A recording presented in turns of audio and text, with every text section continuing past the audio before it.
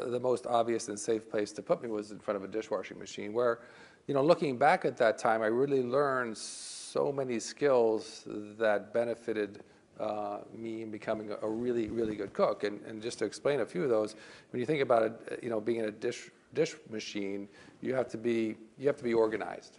So setting out all these sample plates on the dirty dish drain board so that as the waiters came back, they put the dishes in the right spots, they put the glasses in the right spot, the silverware in the right spot.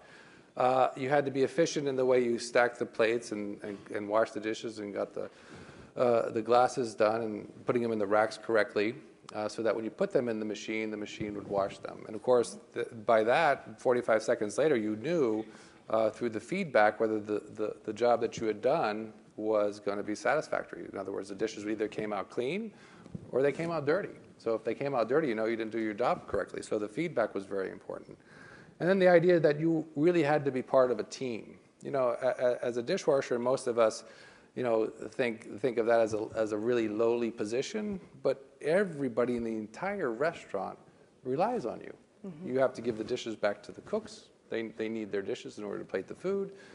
The waitstaff or the bartenders needed their glasses, and of course the waitstaff needed the silverware. So you really had to be a team player, and that was really important. So you learned how to be part of a team that relied on you to do your job correctly. And of course, there's this idea of some rituals, and the rituals were also important. You had to empty the dish machine, every 3 hours and fill it up with clean water. You had to sweep the floor at certain times throughout the night. You had to empty the garbage at certain specific times. You had to do these things. So rituals played a big, important part of that. And overarching that was repetition. You did it over and over and over and over and over and over again. So you really got very good at it. And when you translate that to what a cook does, it's basically the same thing. We have to be organized. We have to be efficient. Feedback is really, really important for us. I mean, when we're heating up oil in a saute pan to cook a piece of fish, and you put the fish in there, you know right away if the pan was too hot, if the pan wasn't hot enough, it has enough oil or doesn't have enough oil. Right away you get the feedback on how that ingredient is reacting in that pan. And of course, rituals were important. You have to do things at specific times of the day to get set up for service, which begins at 5:30, and repetition. I mean, repetition was such an integral part of becoming a good cook.